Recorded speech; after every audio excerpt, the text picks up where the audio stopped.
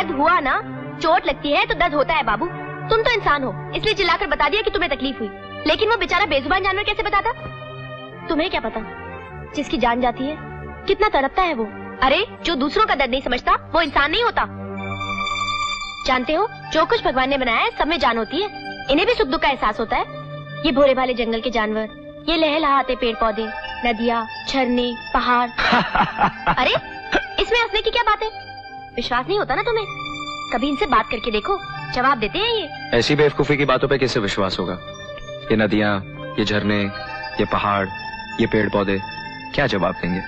ओ शहरी बाबू, इतना घमंड मत करो, इन्हें बेजान मत समझो, इन्हें दिल से पुकारो, बहुत प्यार से जवाब देते हैं ये। मेरे भी एक सवाल का जवाब प्यार से दोगी? कौन सा सवाल? चलो चलो नीचे उतरो। क्यों? अरे उतरो तो सही। अब पूछो कि हमने दूसरा थप्पड़ क्यों मारा? ये हमने गुस्से में नहीं मारा, ये हमने इसलिए मारा ताकि तुम्हें पहला थप्पड़ याद रहे। स्वर्गीय दीनानाथ मास्टर कहा करते थे कि इंसान के मुंह पर दूसरा थप्पड़ पड़े तो उसे गलती करने पर खाया हुआ पहला थप्पड़ याद रहता है। तैयार है तैयार, बहुत जोर से भूख लगी है, वरना आज हम अच्छी तरह समझा के जाते। अरे शहरी बाबू तुम?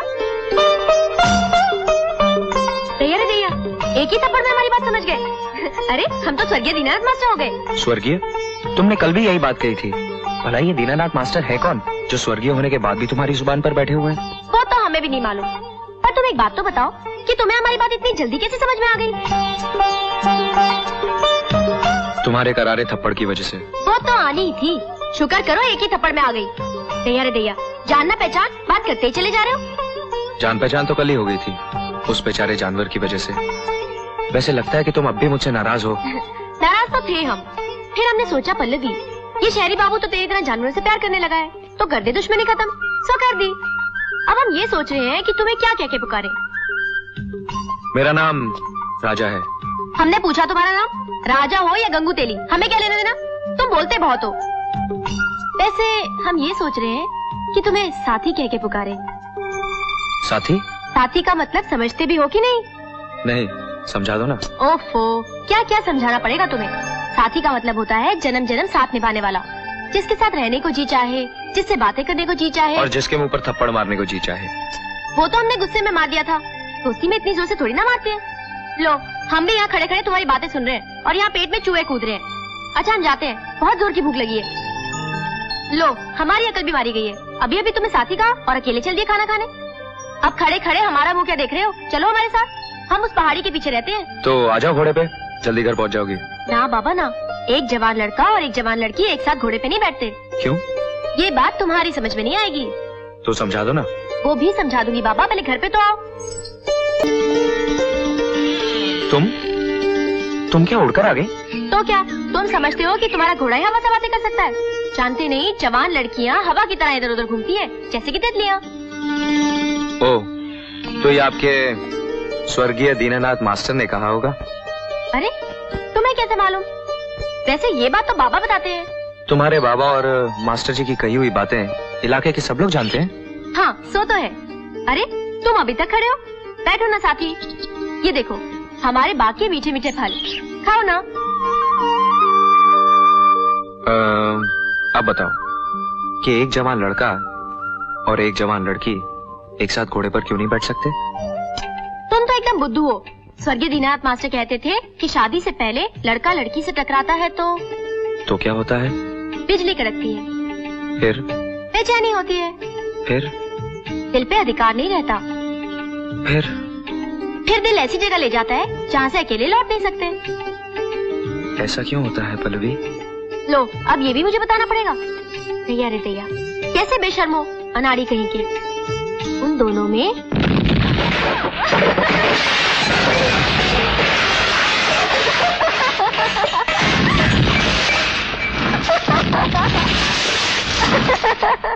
ये कैसा धमाका था? वो पीछे पहाड़ी है ना, वहाँ पे बारूद लगा के चट्टाने तोड़ते हैं। हर बार धमाके पे ऐसा ही भूचाल आता है क्या? अरे ये तो कुछ भी नहीं है, कभी कभी रात को जब बड़ी चट्टान तोड़ते हैं ना, तो इतनी जोर से धमाका होता है कि हमारी झोपड़ी पीपल के पत्ते की तरह काम जाती है, और सोते सोते हम बाबा के बिस्तर पे पहुँच जाते हैं और बाबा हमारे बिस्तर पे। इसमें इतना हंसने की क्या बात है? मैं कोई झूठ बोल रही हूँ? सिर्फ झूठ नहीं, महा झूठ। अरे ये तो वही बात हो गई कि बादल में बांस डाला और बारिश हो गई। बंडलबाज। क्या मैं बंडलबाज हूँ? थोड़ी देर ठहरो, सब पता चल जाएगा। स्वर्गीय दीनानाथ मास्टर कहा करते थे, हाथ कंगन को आरसी क्या और पढ़े लिखे को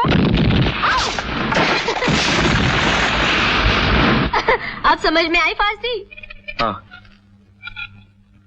अच्छी तरह से। तो इसी बात पे हम तुम्हें गर्मा गर्म चाय पिलाते हैं, वरना बाबा आ गए तो कहेंगे मेहमान को चाय तक नहीं पिलाई।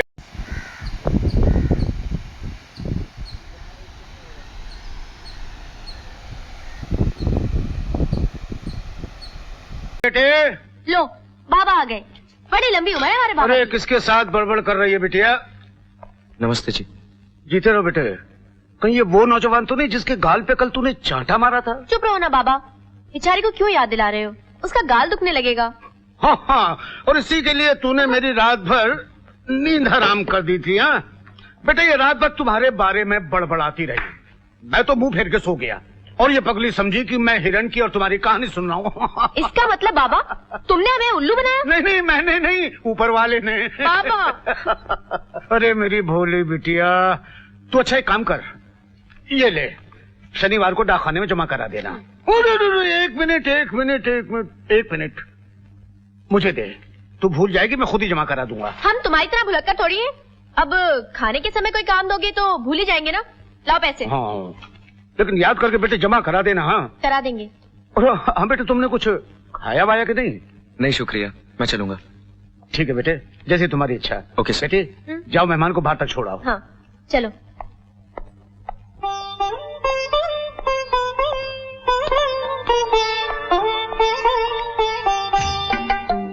अच्छा चलो पल्लवी, फिर मिलेंगे। पल्लवी नहीं, साथी। इतनी जल्दी भूल गए? अच्छा बाबा माफ कर दो साथी। See you. चल बेटा।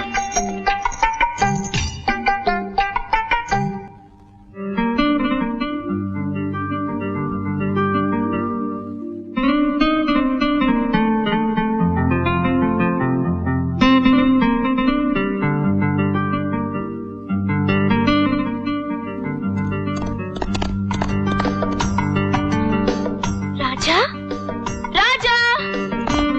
मधु,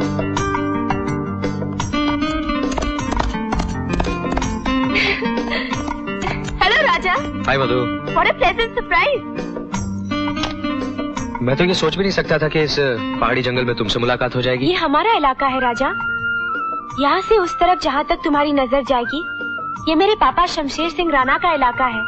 लेकिन ये बताओ, तुम हमारे इलाके में क्या कर रहे हो? जरा सी नजर घुमाओ, इलाका बदल जाएगा। यहाँ से जहाँ तक तुम्हारी नजर जाएगी, मेरे डैडी सूरज भान सिंह की हुकूमत है। तो फिर हम पड़ोसी भी हो गए। ये तो बताओ पड़ोसन, यहाँ अकेली क्या कर रही थी? एक तस्वीर बना रही थी। किसकी? किसी की भी हो। क्यों बताए? हम खुद देख लेंगे। नहीं राजा, अभी अधूरी है। अरे दिखाओ तो सही। प्लीज राजा, जिद मत करो। अब तो हम देख कर ही रहेंगे। राजा। दिखाओ। नहीं राजा। दिखाओ मुझे। नहीं प्लीज। देखने दो। मधु बिटिया, राणा साहब ने तुम्हें घर बुलाया है, जल्दी।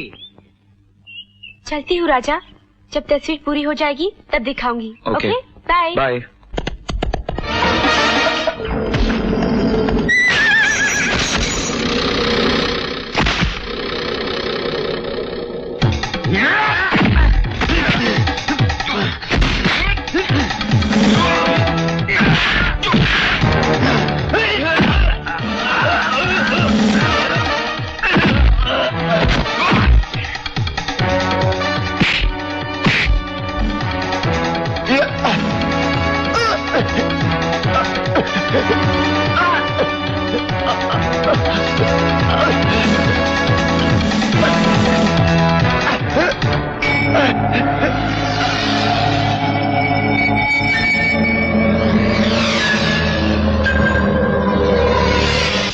चले जाओ यहां से। अंकल आप?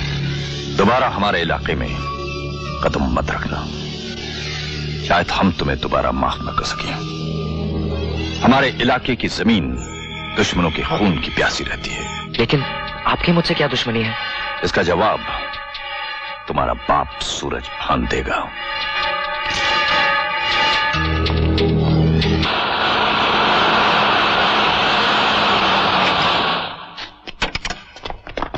राणा,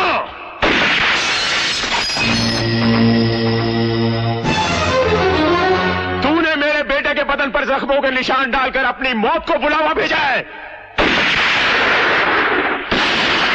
सूरजभान, अगर हम बुज़दिल होते तो तुम्हारे बेटे की लाश की बदबू भी तुम तक न पहुंचती।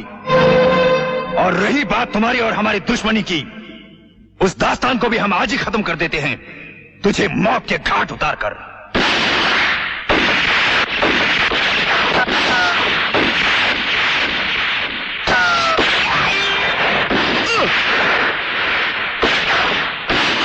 अवधेश, आप मेरी फिक्र मत कीजिए, मैं ठीक हूं। सूरजभान, ठाकुर है तो छाती निकालकर सामने आ, फिर देख मैं कैसे छलनी करता हूं। राणा, आजमाना है तो आजमा। अगर तुझे दुश्मनी निभाने का शौक है तो सूरजभान कभी पीठ नहीं दिखाएगा।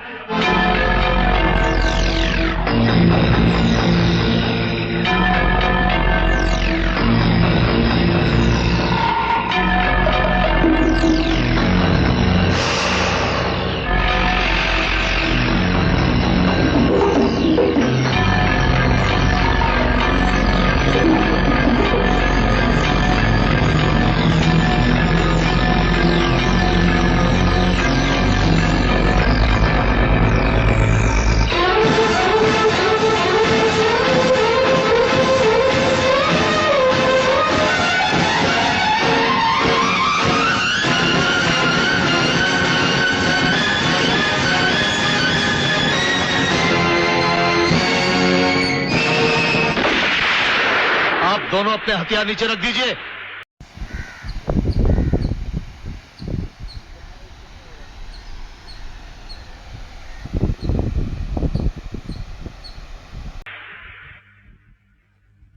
आज आपने हमारा फैसला टाल दिया कमिश्नर, वरना आप दोनों एक दूसरे की जान ले लेते, यही ना? आप लोग क्या समझते हैं इस मुल्क में कोई कानून नहीं? अगर मैं चाहूं तो आप दोनों को इसी वक्त गिरफ्तार कर सकता हूं। जाओ सूरजभान, आज कानून ने तुम्हारी जान बचा ली। एक बात मेरी भी सुन लो राणा, आइंदा तुम्हारी वजह से मेरे बेटे का खून तो क्या, आंसू की एक बूंद भी बही तो तुम्हारी हवेली की दीवारें तुम्हारे ही खानदान के खून से रंग दूंगा। अरे साथी, साथी, आ जाओ आ जाओ। अरे नहीं तुम मत आना, बारिश हो रही है। तुम वहीं रुको, मैं आती हूँ। हाँ,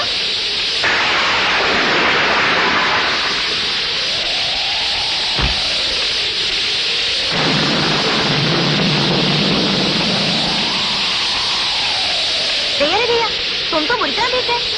लो, अब हमें क्या देख रहे हो? छतरी खोलो और इसके अंदर आ जाओ। लो।